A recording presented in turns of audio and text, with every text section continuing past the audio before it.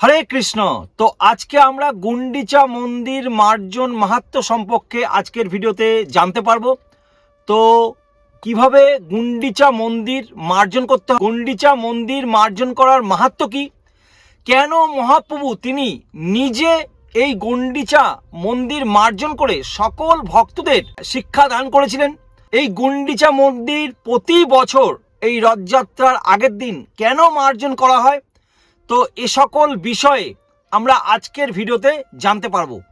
তো 2025 খ্রিস্টাব্দের গুন্ডিচা মন্দির মার্জন হবে হচ্ছে 26শে জুন বৃহস্পতিবার, অর্থাৎ আষাঢ় মাসের শুক্লাপক্ষের প্রতিপদে, আষাঢ় মাসের শুক্লাপক্ষের দ্বিতীয়া তিথিতে অর্থাৎ শুক্রবার দিন এবছর রথযাত্রা মহামহোৎসব পালন করা হবে।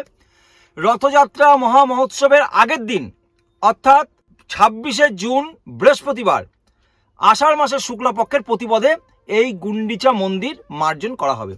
তো আপনারা সকলে এই গুন্ডিচা মন্দির মার্জনে অংশগ্রহণ করবেন আপনাদের নিকটবর্তী ইস্কন মন্দিরে। এছাড়া আপনার নিকটবর্তী স্থানে যদি কোনো জগন্নাথ মন্দির থাকে, রাধাকৃষ্ণের মন্দির থাকে, রাধা মাধবের মন্দির থাকে, কৃষ্ণ বলরাম মন্দির থাকে, সেখানে গিয়েও আপনি কিন্তু এই মন্দির মার্জন সেবায় অংশগ্রহণ করতে পারেন। তো আজকে আমরা চৈতন্য চরিতামৃতের মধ্যলীলার দ্বাদশ পরিচ্ছেদের থেকে আমরা জানতে পারবো। কৃষ্ণদাস কবিরাজ গোস্বামী খুব সুন্দরভাবে এই গুন্ডিচা মন্দির মার্জনের মাহাত্ম্য বর্ণনা করেছেন। মহাপ্রভুর হৃদয় যেরকম শীতল উজ্জ্বল, সেই রকমভাবে মার্জন করে সকল ভক্তদের তিনি শিক্ষা প্রদান করেছেন। এবং মহাপ্রভুর সকল পার্ষদ শ্রীমান নিত্যানন্দ প্রভু, অদ্বৈত আচার্য স্বরূপ দামোদর সকলে এই গুন্ডিচা মন্দির মার্জনে অংশগ্রহণ করেছিলেন এবং বহু ভক্তরা তারা সংমার্জন করেছিলেন। মহাপ্রভু এই মন্দির প্রক্ষালন করেছিলেন এবং বহু ভক্তদের নিয়ে এই সংমার্জন করেছিলেন। পুরীর জগন্নাথ মন্দির রাজা ইন্দ্রদুম্ন তিনি নির্মাণ করেছিলেন এবং জগন্নাথের নির্দেশ মতন রাজা ইন্দ্রদুম্ন তিনি এই পুরী জগন্নাথ মন্দিরের সেবা পূজা চালিয়ে গেছেন যথারীতি। পুরীর জগন্নাথ যে মন্দির আছে সেই মেন মন্দির থেকে উত্তর পূর্ব দিকে 2 কিলোমিটার দূরে এই গুন্ডিচা মন্দির অবস্থান করেন। তো এই গুন্ডিচা মন্দির হচ্ছে, এই গুন্ডিচা হচ্ছে রাজা ইন্দ্রদুম্ন, তার স্ত্রীর নাম ছিল হচ্ছে গুন্ডিচা মাতা। তো রাজার ভগবানের কাছে কামনা করেছিলেন, ভগবানের কাছে ইচ্ছা প্রকাশ করেছিলেন যে আমার যেন কোনো সন্তানাদি না হয়। জগন্নাথের কাছে বলেছিলেন যে যদি আমার কোনো সন্তানাদি হয় তাহলে সেই সন্তানাদিরা পরবর্তীকালে এই মন্দির নিজেদের বলে দাবি করবে, যাতে সকল ভক্তরা দেশ বিদেশ থেকে সারা পৃথিবীর প্রান্ত থেকে এই পুরী জগন্নাথ মন্দিরে সেবা পূজা করতে পারে, তারা আসতে পারে। সেই জন্য সেই চিন্তা করে তিনি কিন্তু সন্তান নেবেন না বলে জগন্নাথ দেবের কাছে প্রার্থনা করেছিলেন। এবং তার স্ত্রী গুন্ডিচা মাতা তিনি সাময়িক দুঃখ প্রকাশ করেছিলেন। সকল মাই চায় যে তার গর্ভে সন্তান আসুক, সন্তানকে লালন পালন করে বড় করি।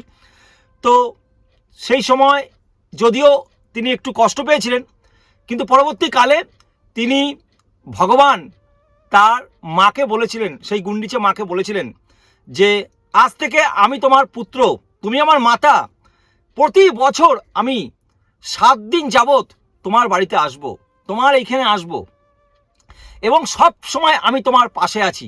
তারপরে সেই গুন্ডিচা মাতা অত্যন্ত সন্তুষ্ট হয়েছিলেন এবং পরবর্তীকালে তারা সন্তান নেননি।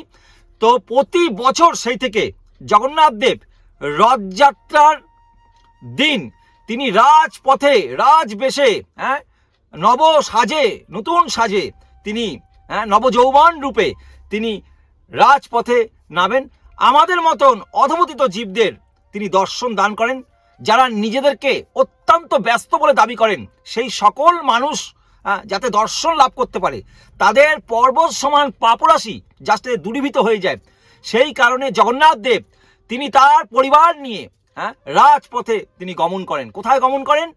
তার মায়ের কাছে, অর্থাৎ গুন্ডিচা মন্দিরের উদ্দেশ্যে রওনা হন। তো তিনি 7 দিন সেইখানে অবস্থান করেন, অনেকে বলে থাকেন মাসি বাড়ি।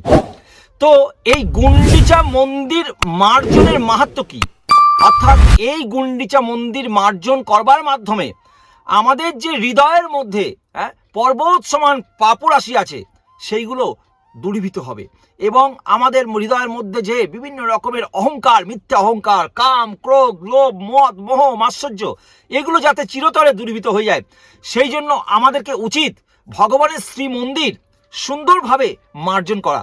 ভগবান মহাপ্রভু তিনি শিক্ষাষ্টমকের প্রথম শ্লোকেই বলেছেন, চেত দর্পণ মার্জনম ভব মহাদাবাগ্নি নির্বাপনম। অর্থাৎ আমাদের হৃদয়ের মধ্যে প্রচুর পরিমাণে ময়লা আছে, কোটি কোটি জনমের সেই পাপরাশি, পর্বত সমান পাপরাশি ময়লা আমাদের হৃদয়ে জমাট হয়ে আছে। সেই জন্য এই মন্দির মার্জনের মাধ্যমে, মন্দির প্রক্ষালনের মাধ্যমে, মন্দিরের সুন্দরভাবে এই মার্জনের মাধ্যমে আমাদের হৃদয়ের ধীরে ধীরে ধূলিকণাগুলো সেগুলো দূরীভূত হবে। আমাদের হৃদয়ে যদি ময়লা থাকে তাহলে আমরা কখনো ভগবানকে দর্শন করতে পারবো না। আমাদের প্রতিটা মানুষের হৃদয়ে পরমাত্মা রূপে ভগবান বিষ্ণু, কৃদক্ষায় বিষ্ণু তিনি অবস্থান করে আছেন। সেই জন্য যদি আমরা হৃদয়কে পরিষ্কার না করি, চেতদর্পণ মার্জনম, অর্থাৎ হৃদয়কে যদি মার্জন না করি তাহলে আমরা কি করে ভগবানকে আমরা দর্শন করতে পারবো বলুন?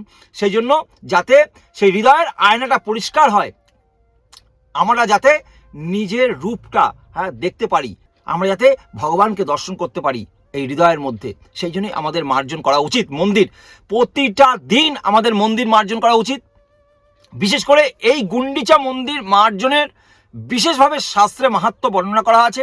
চৈতন্য চরিতামৃতের মধ্যলীলায় দ্বাদশ পরিচ্ছেদে কৃষ্ণদাস কবিরাজ গোস্বামী খুব সুন্দরভাবে ব্যাখ্যা করেছেন। সেইটি আমরা কিন্তু একটু পরে সেটি পাঠ এবং শ্রবণ করব। খুব সুন্দরভাবে মাহাত্ম্য বর্ণনা করা আছে। তাই আজকে আপনাদের বলা হচ্ছে অত্যন্ত দায়িত্বপূর্ণভাবে আপনারা এই সুন্দরভাবে নিজের স্বইচ্ছায় আপনারা সকলে মন্দির মার্জনে অংশগ্রহণ করবেন। আপনার নিকটবর্তী ইস্কন মন্দিরে, অনেক ইস্কন মন্দিরে সকাল 7টা, 7:30, 8টার মধ্যেই মার্জন শুরু হয়ে যায়। আপনারা ঝাড়ু নিয়ে মন্দির মার্জনে অংশগ্রহণ করবেন। জিজ্ঞাসা করবেন মন্দির কর্তৃপক্ষকে কোন সেবাটা আমি করব, কিভাবে আমরা মার্জনটা করব, তিনি দেখিয়ে দেবেন যে আপনি এই স্থানে মন্দিরের এই জায়গায় মার্জন করুন। তার অনুমতি নিয়ে আপনি ভগবানকে প্রণাম নিবেদন করে আপনি স্নান করে শুদ্ধ বস্ত্র পরিধান করে আপনি মন্দির মার্জনে অংশগ্রহণ করতে পারেন। কেমন? তো এই পুরী যে নীলাচল মন্দির, এটি হচ্ছে অভিন্ন দেওরিকা, অর্থাৎ ভগবান এই পুরী নীলাচল মন্দির থেকে, দেওরিকা থেকে ভগবান গমন করেন কোথায়? সুন্দরাচল, অর্থাৎ এই গুন্ডিচা মন্দির সুন্দরাচল, অভিন্ন বৃন্দাবন তিনি গমন করেন এই 7 দিনের জন্য। এবং তারপরে তিনি আবার তার নিজ মন্দিরে নীলাচলে তিনি ফিরে আসেন। তো যখন মহাপ্রভু নিজে এই মন্দির মার্জন করছিলেন, তিনি খুব সুন্দরভাবে মার্জন করছিলেন, সকলকে বলছিলেন সুন্দর করে মন্দির মার্জন করবার জন্য। অনেকে খুব সুন্দরভাবে মন্দির মার্জন করছিলেন এবং অনেকে ভুল করছিলেন বারবার। মহাপ্রভু তিনি দেখিয়ে দিচ্ছিলেন এবং তারপরেও যারা ভুল করেছিলেন তাদেরকে ভর্ৎসনা করেছিলেন এবং তাদেরকে বলেছিলেন পিঠা পুলি তাদেরকে খাওয়াতে হবে, অর্থাৎ বৈষ্ণব সেবা দিতে হবে অন্যান্য সকল ভক্তদের। এবং যে ভালো মন্দির মার্জন করছিল তাদেরকে বলেছিল কতটা ভালো মন্দির মার্জন করছো সেটা বুঝতে পারবো যত যার ধূলিকণা বেশি জমা হবে। কেমন? তাহলে আমি বুঝতে পারবো। তো তখন যারা ভালো মন্দির মার্জন করছিল তাদেরকে মহাপ্রভু প্রশংসা করছিল, তাদেরকে বাহবা দিচ্ছিলেন। কি বলছেন? তুমি ভালো করিয়াছো, শেখাও অন্য রে, এই মতো ভালো কর্ম সেও যেন করে। অর্থাৎ তুমি ভালো করিয়েছো, খুব সুন্দরভাবে মন্দির মার্জন করেছো, এটি তুমি শেখাও অন্যকে, এই মতো ভালো কর্ম, এই তোমার মতন ভালো কর্ম সেও যেন করে। খুব সুন্দরভাবে চৈতন্য চরিতামৃতে এভাবে কৃষ্ণদাস কবিরাজ গোস্বামী বর্ণনা করেছেন। আপনারা পড়বেন চৈতন্য চরিতামৃতের মধ্যলীলার দ্বাদশ পরিচ্ছেদে, খুব আনন্দ পাবেন, ভীষণ আনন্দ পাবেন। এবং এই গুন্ডিচা মন্দির মাহাত্ম্য সম্পর্কে খুব সুন্দরভাবে বর্ণনা করা আছে। তো আজকে আমরা আসবো, একটু পরে আমরা সেই মাহাত্ম্য সম্পর্কে শ্রবণ করব। তো এইভাবে মন্দির মার্জন করবার পরে সর্বশেষে দেখা গেছে যে সকলে যতটা মার্জন করেছিল, যত ধূলিকণা একত্রিত হয়েছিল তার থেকেও অধিক পরিমাণে মহাপ্রভুর ধূলিকণা জড়ো হয়েছিল। তো এবং তারপরে কি হয়েছিল? মহাপ্রভু সকল নিজের হাতে চন্দন লেপন করেছিলেন এবং সকল পার্শ্বদ এবং সকল ভক্তদের হাতে মহাপ্রভু চন্দন লেপন করে দিয়েছিলেন এবং স্নান করে মহাপ্রসাদ তারা সকলে পেয়েছিলেন। এবং মহাপ্রভু নৃত্য করেছিলেন এবং সেই নৃত্যে অদ্বৈত আচার্যর পুত্র তিনি গোপাল তিনি মূর্ছিত হয়ে পড়েছিলেন এবং পরবর্তীকালে মহাপ্রভু তিনি সেই সন্তানকে তিনি আবার পুনর্জন্ম দান করেছিলেন। অদ্বৈত আচার্য তিনি ভগবান নৃসিংহদেবের প্রার্থনা করছিলেন, জল ছিটা দিচ্ছিলেন, তারপরেও তার পুত্র কিন্তু জীবিত হচ্ছিলেন না, অনেকভাবে চেষ্টা করেছিলেন। তারপরে তারা অদ্বৈত আচার্য সহ সকল পার্শ্বদরা তারা ক্রন্দন করছিলেন। তো সেই ক্রন্দন দেখে মহাপ্রভু তার শুধুমাত্র গোপালের হৃদয়ে তার হাতটুকু রেখেছিলেন। মহাপ্রভু তিনি তার সেই দৈব হাত, স্বয়ং ভগবান রাধা কৃষ্ণের যুগল স্বরূপ সেই মহাপ্রভু সেই গোপালের হৃদয়ের মধ্যে হাত রেখেছিলেন। তারপরেই হৃদয় হাত রেখে কি বলেছিলেন, ওঠো গোপাল ওঠো, যেই বলেছেন আর সঙ্গে সঙ্গে গোপাল উঠে পড়েছেন। আর তারপরে সেই গোপাল মহাপ্রভুরে চরণে লুটিয়ে পড়েছেন। তা খুব সুন্দরভাবে চৈতন্য চরিতামৃতে বর্ণিত আছে। তো আপনারা কিন্তু সকলে কিন্তু অবশ্যই এই গুন্ডিচা মন্দির মার্জন করবেন। যারা একান্ত মন্দিরে যেতে পারবেন না, অবশ্যই আপনারা আপনাদের নিজ গৃহ মন্দির যে ভগবানের মন্দিরটি আছে সেটি সুন্দরভাবে মার্জন করবেন, এবং অন্যকে কিন্তু মার্জন করবার জন্য উৎসাহিত করবেন। তো আমরা এখন এই চৈতন্য চরিতামৃতের দ্বাদশ মধ্যলীলার দ্বাদশ পরিচ্ছেদের ৭১ নম্বর পয়া থেকে আমরা কিন্তু পাঠ এবং শ্রবণ করব। আপনারা মন দিয়ে শ্রবণ করবেন। এই মতো নানা রঙ্গ দিন কত গেল, জগন্নাথের রথযাত্রা নিকট হইল। এইভাবে পরম উল্লাসে কয়েকদিন কাটলো। তারপর শ্রী শ্রী জগন্নাথ দেবের রথযাত্রার দিন নিকটবর্তী হলো। প্রথমেই কাশী মিশ্রে প্রভু বলাইল, পরিছা পাত্র সার্বভৌমে বলাইয়া আনিল। প্রথমেই শ্রীচৈতন্য মহাপ্রভু কাশী মিশ্রকে ডাকলেন, তারপরে মন্দিরের যে পরিছা এবং সার্বভৌম ভট্টাচার্যকে তিনি ডাকলেন।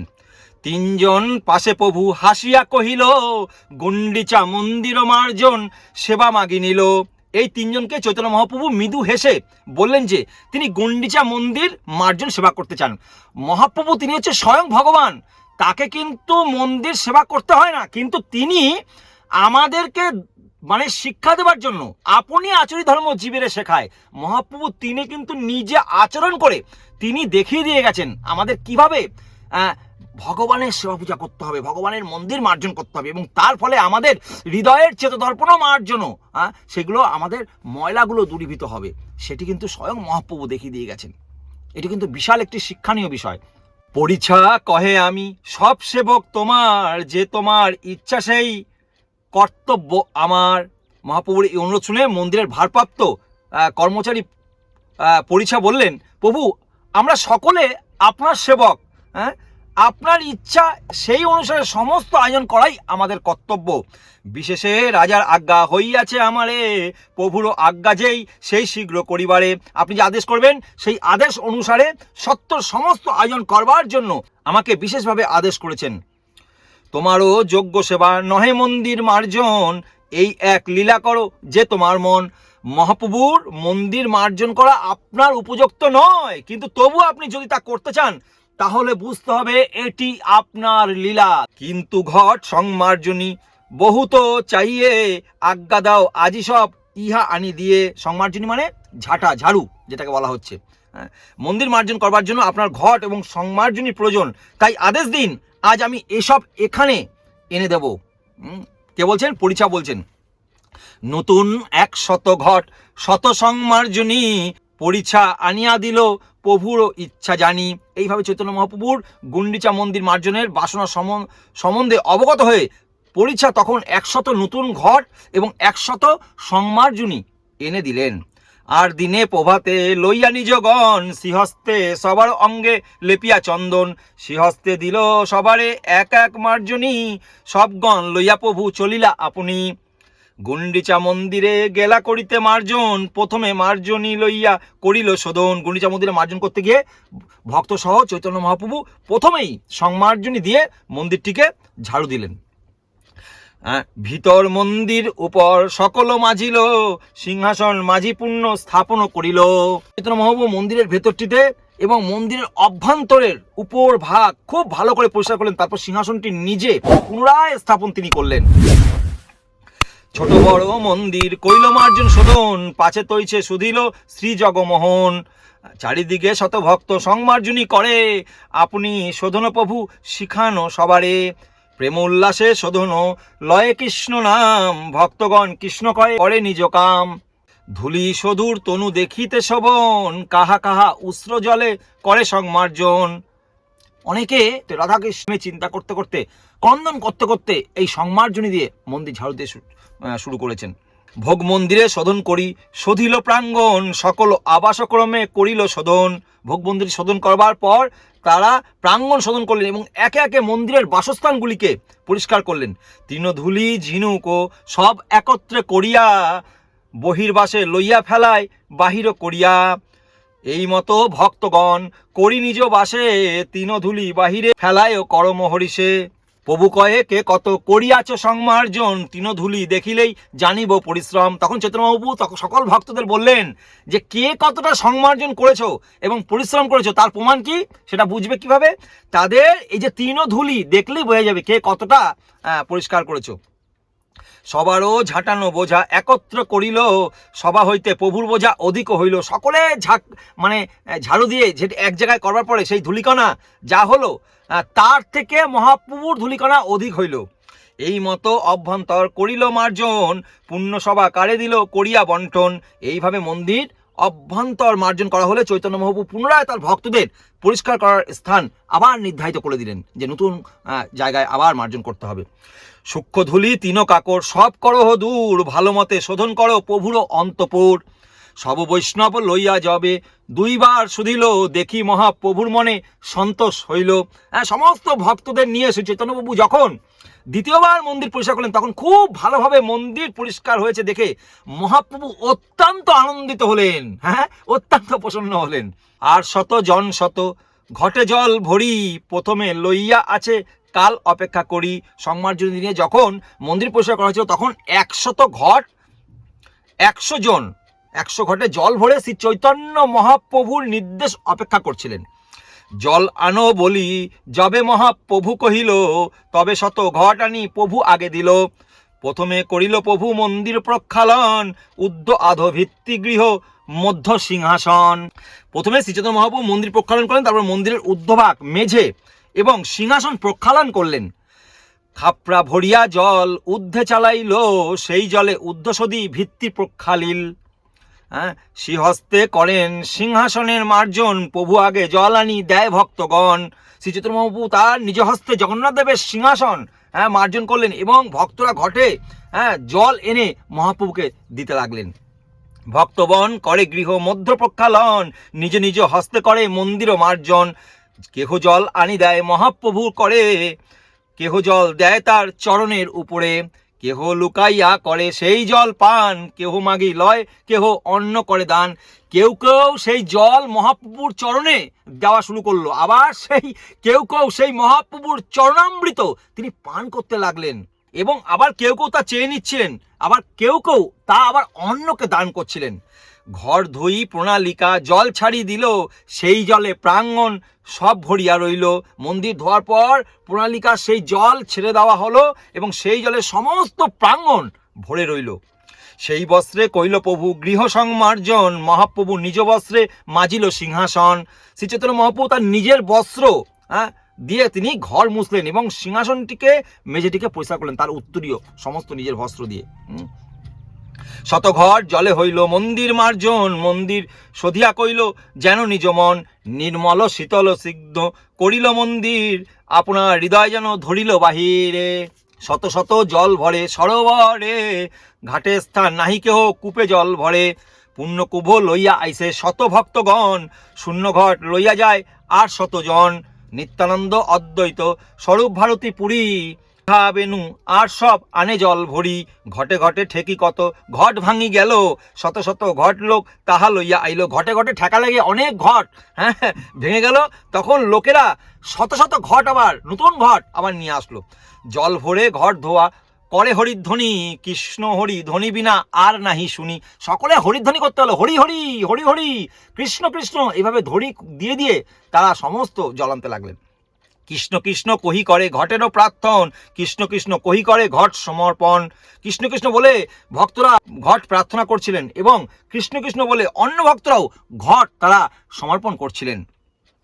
যেই যেই কহে সেই কহে কৃষ্ণ নামে, কৃষ্ণ নাম হইল সংকেত সব কামে। যিনি যা কিছু বলছিল তিনি তা কৃষ্ণ নামের মাধ্যমে বলছিলেন। এইভাবে সমস্ত ব্যাপারে সব কিছুতেই ভগবানকে কেন্দ্র করে কৃষ্ণ নামের সংকেত হলো। প্রেমবেশে প্রভু কয় কৃষ্ণ কৃষ্ণ নাম, একেলে প্রেমাবেশে করে শতে জনের কাম। শত হস্তেন করে যেন পালন মার্জন, প্রতিজন পাশে যাই করানো শিক্ষণ। মনে হচ্ছিল শ্রী চৈতন্যবাবু যেন 100 হাতের প্রক্ষালন ও মার্জন করেছিলেন এবং সকলের কাছে গিয়ে তিনি 100 হাতে প্রক্ষালন ও মার্জন করছিলেন। ভালো কর্ম করি দেখি তারে করে প্রশংসন, মনে না মিলিলে করে পবিত্র ভৎসন। কাউকে ভালোভাবে পরিষ্কার করতে দেখলে তিনি অত্যন্ত প্রশংসা করছিলেন, আর কারোর কাজ মনপুত না হলে তিনি তাকে ভর্ৎসনা করছিলেন। তুমি ভালো করিয়াছ শিখাও অন্যরে, এই মতো ভালো কর্ম সেও যেন করে। মহাপ্রভু বলছেন তুমি ভালো কাজ করেছো, অন্যদের তুমি এটি শেখাও যাতে তারাও ভালোভাবে এই তোমার মতন এই মন্দির মার্জন করতে পারে। এই কথা শুনিয়া সবে সংকোচিত হইয়া ভালো মতে কর্ম করে সবে মন দিয়া। শ্রী চৈতন্য মহাপ্রভু এই কথা শুনে সকলে সংকুচিত হয়ে অত্যন্ত মনোযোগ সহকারে খুব ভালোভাবে কাজ করতে লাগলেন। তবে প্রক্ষালন কইল শ্রী জগমোহন, ভোগ মন্দির আদি তবে কইল প্রক্ষালন। নাটশালা ধুইল চত্র প্রাঙ্গণ, পাকশালা আদি করিল প্রক্ষালন। মন্দিরের চতুর্দিক প্রক্ষালন কইল, সব অন্তঃপুর ভালো মতে ধোয়াইল। হেনকালে গৌরিয়া এক সুবুদ্ধি সরল, ওগুলো চরণ যুগে দিল ঘর জল। সেই জল লইয়া আপনে পান কইল, তাহা দেখি প্রভুর মনে দুঃখ রস হইল। যদ্যপি গোসাই তারে হইয়াছে সন্তোষ, ধর্ম সংস্থান লাগি বাইরে মহারস। শিক্ষা লাগি স্বরূপে ডাকি কহিল তাহারে, এই দেখো তোমারও গৌরিয়ার ব্যবহারে।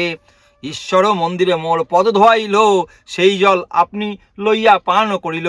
তো এক গৌড়ীয় ভক্ত, বাঙালি ভক্ত স্বরূপ দামোদরের ডেকে তখন মহাপ্রভু জিজ্ঞাসা করলেন, স্বরূপ দেখো তোমার এক গৌড়ীয় ভক্ত, বাঙালি ভক্ত ভগবানের শ্রী মন্দিরের মধ্যে আমার চরণে জল দিয়ে সেই ধৌত জল তিনি চরণামৃত রূপে পান করলেন। এটি আমাকে অপরাধ করে দিল স্বরূপ, আমাকে অপরাধ করে দিল। এইভাবে তিনি স্বরূপ দামোদরকে বলতে লাগলেন এবং সেই ভক্তকে স্বরূপ দামোদর তিনি ভর্ৎসনা করেছিলেন। মহাপ্রভু যদিও তিনি পরম পুরুষোত্তম ভগবান রাধা কৃষ্ণের যুগল স্বরূপ, তিনি যদিও অভ্যন্তরীণভাবে তিনি আনন্দ পেয়েছিলেন, কিন্তু তিনি বাহ্যিকভাবে তিনি প্রকাশ করলেন কি আমাদের মতন অধবতীদের শিক্ষা দান করলেন যে ভগবানের শ্রীমন্দিরে কখনো কোনো ভক্তকে, কোনো গুরুকে কখনো কিন্তু তাকে দণ্ডবাদ প্রণাম করা বা তার চরণ ধৌত করা এগুলো হচ্ছে অপরাধ। এটি কিন্তু অপরাধ, এটি করা যায় না, কারণ ভগবানের শ্রীমন্দিরে এটি করতে নিষেধ করা হয়েছে শাস্ত্রে। সেই জন্য মহাপ্রভু তিনি আচরণ করে আমাদেরকে কিন্তু শিক্ষা প্রদান করলেন। কেমন? তারপর বলেন এই অপরাধে মোর কাহা হবে গতি, তোমারও গৌরিয়া কহে এতে কো ফিরজুতি। এই অপরাধে আমার যে কি গতি হবে তা আমি জানি না, তোমরা এই গৌরীয় আমাকে এভাবে অপরাধে বিরোধিত করলো। তবে স্বরূপ গোসাই তার ঘাড়ে হাত দিয়া ঠেকা মারে পুরীর বাহির রাখিলেন লইয়া। তখন স্বরূপ দামোদর গোস্বামী সেই গৌরীয় বৈষ্ণবটিকে ঘাট ধাক্কা দিয়ে গুন্ডিচা মন্দিরের বাইরে রেখে এলেন। পুণ্য হাসি প্রভু পায় করিল বিনয়, অজ্ঞ অপরাধ ক্ষমা করিতে জুড়ায়। তবে মহাপ্রভুর মনে সন্তোষ হইল, সারি করি দুই পাশে সবারই বসাইল। আপনে বসিয়া মাঝে আপনার হাতে, তিন কাকর কুটা লাগিলা কুড়াইতে। কে কত কুড়ায়ে সব একত্র করিব, যার অল্প তার ঠাই পিঠা পানা লইব। সকলের ধুলিকণা একত্রে করা হয়েছে, এবার যার কম হয়েছে তাকে বৈষ্ণব সেবা দিতে হবে, কি দিতে হবে? পিঠা পুলি অন্ন খাওয়াতে হবে, সেটাই বলা হচ্ছে। এই মতো সব পুরি করিল সদন, শীতল নির্মল কইল যেন নিজ মন। প্রণালিকা ছাড়ি যদি পানি বহাইল, নতুন নদী যেন সমুদ্র মিলিল। এই মতো পুরোদার আগে পথ যত, সকল শুধিল তাহা কে পূর্ণিমে কত। নৃসিংহ মন্দির ভেতর বহির শুধিল, ক্ষণেক বিশ্রাম করি নিত্য আরম্ভিল। চারিদিকে ভক্তগণ করেন কীর্তন, মধ্যে নৃত্য করেন প্রভু মত্ত সিংহ সম। শ্বেদকম্প বিবর্ণাশ্রু পুলক হুঙ্কার, নিজ অঙ্গ ধুই আগে চলে অশ্রুধার। চারিদিকে ভক্ত অঙ্গ কইল প্রক্ষালন, শ্রাবণের মেঘ যেন করে বাড়িশন, মহা উচ্চ সংকীর্তনে আকাশও ভরিল, প্রভুর উদ্যন্ত নিত্রে ভূমিকম্প হইল। সেই মহা উচ্চ সংকীর্তন করতে লাগলেন মন্দির মার্জনের পরে, এবং সেই সংকীর্তনে আকাশ ভরে গেল মহাপ্রভুর উদ্দীর্ণ নৃত্যে, মনে হলো যেন তার ভূমিকম্প হচ্ছে।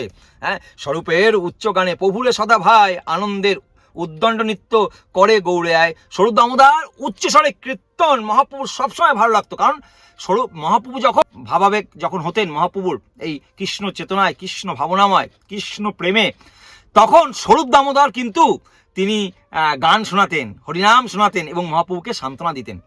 হ্যাঁ, আর ওদিকে রামানন্দ রায় কি করতেন, ভাগবত কথা শ্রবণ করাতেন। ওই জন্য অত্যন্ত একনিষ্ঠ পার্ষদ, মহাপ্রভুর অন্তরঙ্গ পার্ষদ হচ্ছে স্বরূপ দামোদর। এই মতো কতক্ষণ নৃত্য যে করিয়া বিশ্রাম করিল প্রভু, সব বুঝিয়া। কিছুক্ষণ নৃত্য করার পরে শ্রী চৈতন্য মহাপ্রভু সময় বুঝে তিনি কিন্তু বিশ্রাম করলেন। তবে মহাপ্রভু ক্ষণেকের বিশ্রাম করিয়া স্নান করিবার গেলা ভক্তগণ লইয়া। তারপর মহাপ্রভু কিছুক্ষণ বিশ্রাম করবার পরে মহাপ্রভু ভক্ত নিয়ে তিনি কিন্তু স্নান করলেন এবং তারপরে সকলে মিলে মহাপ্রসাদ গ্রহণ করলেন। তো এইভাবে চৈতন্য চরিতামৃতিতে বিশেষভাবে এই গুন্ডিচা মন্দির মার্জনের মাহাত্ম্য সম্পর্কে কৃষ্ণদাস কবিরাজ গোস্বামী খুব সুন্দরভাবে ব্যাখ্যা করেছেন। আপনারা এই গুন্ডিচা মন্দির অবশ্যই মার্জন করবেন, আপনাদের নিজ গৃহে নিজ মন্দির মার্জন করবেন, এবং আপনারা যদি সমর্থ হয়, সময় পান, অবশ্যই আপনারা ঝাড়ু নিয়ে অবশ্যই আপনার নিকটবর্তী ইস্কন মন্দির, এছাড়া বিভিন্ন জগন্নাথ বলদেব সুভদ্রা মহারানীর মন্দির, এছাড়া রাধাকৃষ্ণের মন্দির, রাধা মাধবের মন্দির, হ্যাঁ, কৃষ্ণ বলরাম মন্দিরে আপনারা অবশ্যই যেই মন্দির থাকে আপনার নিকটবর্তী স্থানে, সেইখানে গিয়ে আপনারা এই গুন্ডিচা মন্দির মার্জনে অংশগ্রহণ করবেন এবং ভগবান শ্রী শ্রী জগন্নাথ দেবের অশেষ কৃপা লাভ করবেন। তো আপনারা অবশ্যই আগামী 26শে জুন বৃহস্পতিবার আষাঢ় মাসের শুক্লাপক্ষের প্রতিপদ তিথিতে এই গুন্ডিচা মন্দির বিশেষভাবে মার্জন করবেন, আমরা আশা রাখব। আমাদের এই প্রতিবেদনটিকে সকলের কাছে পৌঁছে দেবেন এবং সকলকে এই ভগবানের সেবা করবার জন্য উৎসাহিত করবেন। কেমন? আপনি আচরি ধর্ম জীবেরে শেখায়, আপনি নিজে করবেন, অন্যকে শেখাবেন, এবং তার ফলে তিনিও কিন্তু ভগবানের অশেষ কৃপা লাভ করতে পারবে এবং আমাদের হৃদয়ের সমস্ত ময়লা চিরজীবনের জন্য ধীরে ধীরে দূরীভূত হয়ে যাবে, পর্বত সময় পাপরাশি দূরীভূত হয়ে যাবে।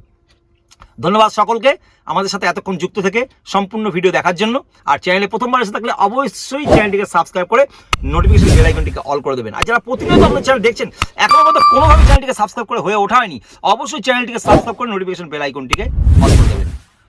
জগন্নাথ বলদেব সুভদ্রা মহারানীর প্রণাম মন্ত্র হচ্ছে নীলাচল নিবাসায় নিত্যায় পরমাত্মানে বলভদ্র সুভদ্রাভ্যাং জগন্নাথই তে নমঃ।